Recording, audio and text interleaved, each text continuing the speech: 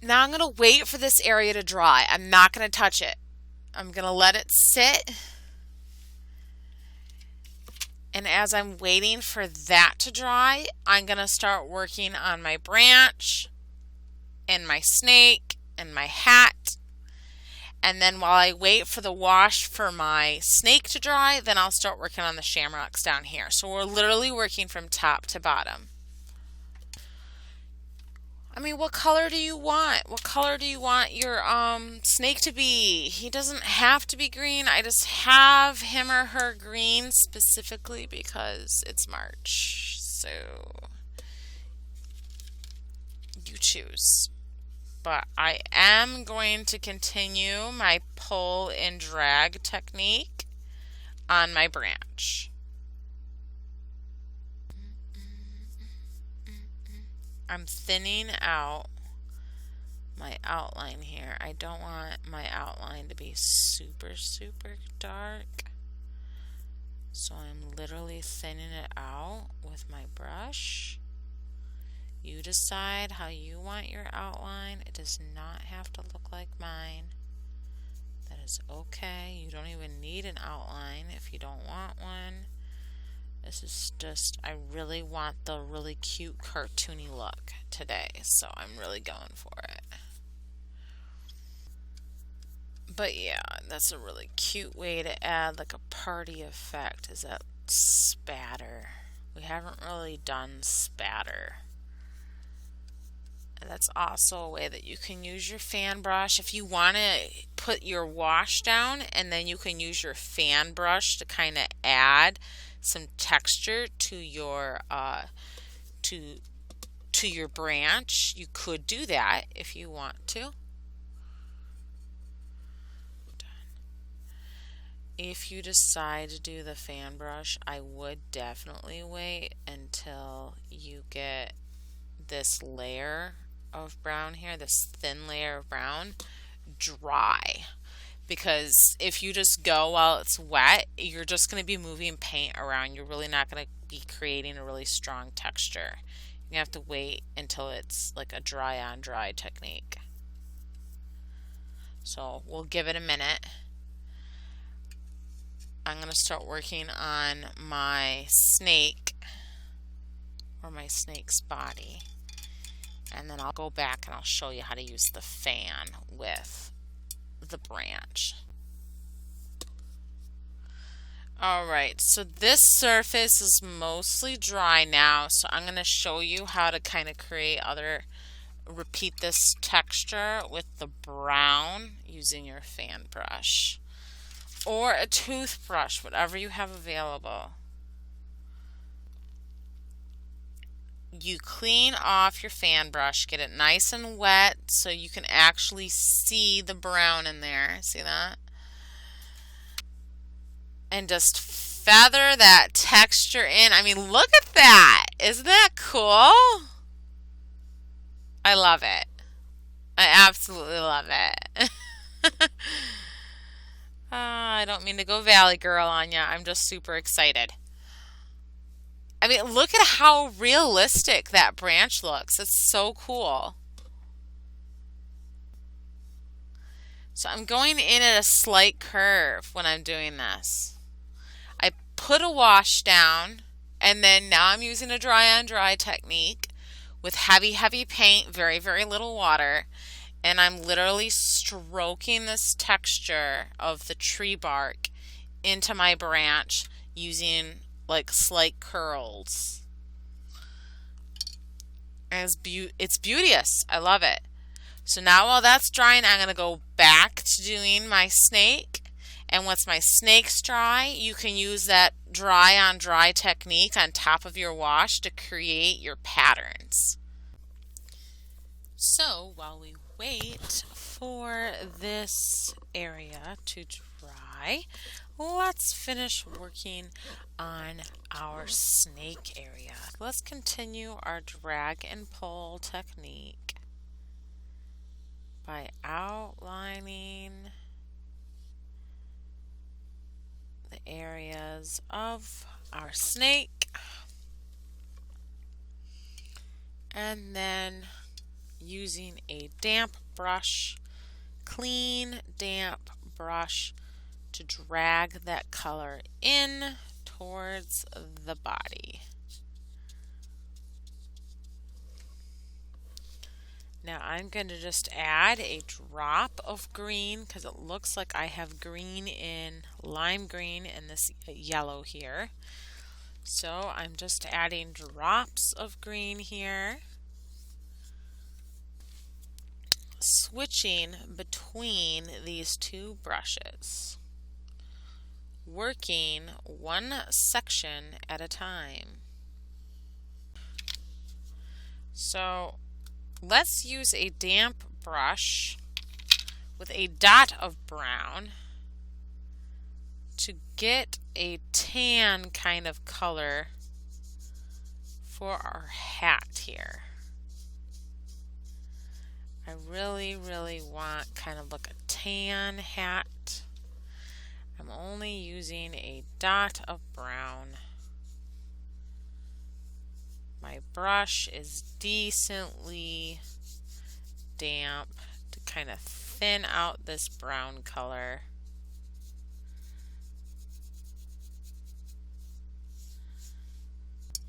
I might even get a darker brown for the outline, for the underside.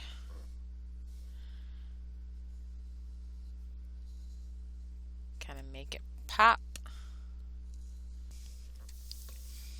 I'm going to wait for this area to dry before I even possibly think about messing with that band on my hat.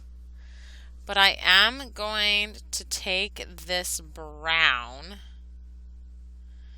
color that I'm using and extend it out to the underside of, I might do a shamrock here and then leave this area alone. So let's add a thin layer of water here for our wash. Not too wet, not too dry. We're only going to work in sections. This is going to be our background, just like I did up here. I'm going to wait for this area to dry first before I even think about adding my darker layer. Probably just going to fill in this space specifically because the base color here is going to be the base color of my shamrock. So it's quite fitting for me to work in this area. Now I'm putting dots of color down and then I'm thinning it out with water. So that way I can evenly distribute my color to other areas of the paper. That's why I'm doing that. So I'm going to wait for this area to dry and then I'm going to darken this area with another layer, less water.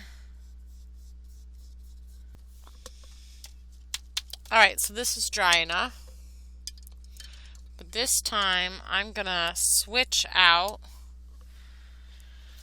my brush here to a very small brush with lots and lots and lots and lots and lots of paint.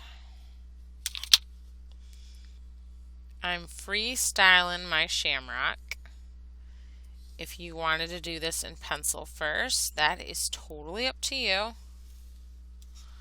But I'm literally freestyling my shamrock. And then I'll use my fan brush to pick up that extra paint. Get it slightly wet. It's still a little wet from my last application of paint. and I'm literally going to feather in my shamrock textures by tilting my brush in the direction in which the leaf would flow. Okay, we'll let this dry a little bit before we even decide to put on our splatter. But in the meantime, we're going to start adding those designs. Now, to add a design, probably just going to do spots.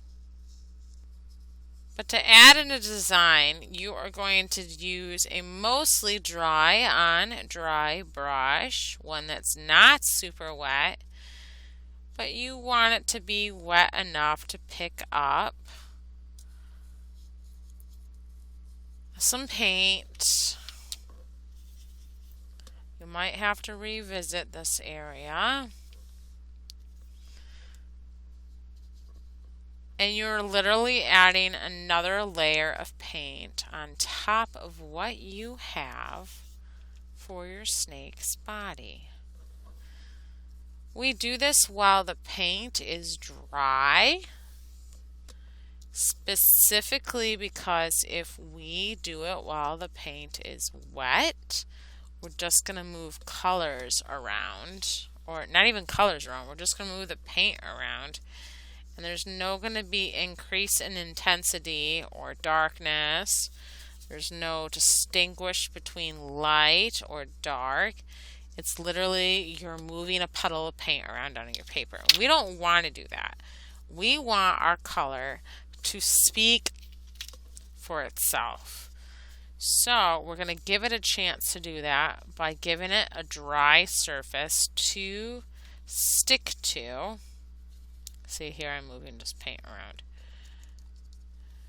And if you want to darken some areas, you can.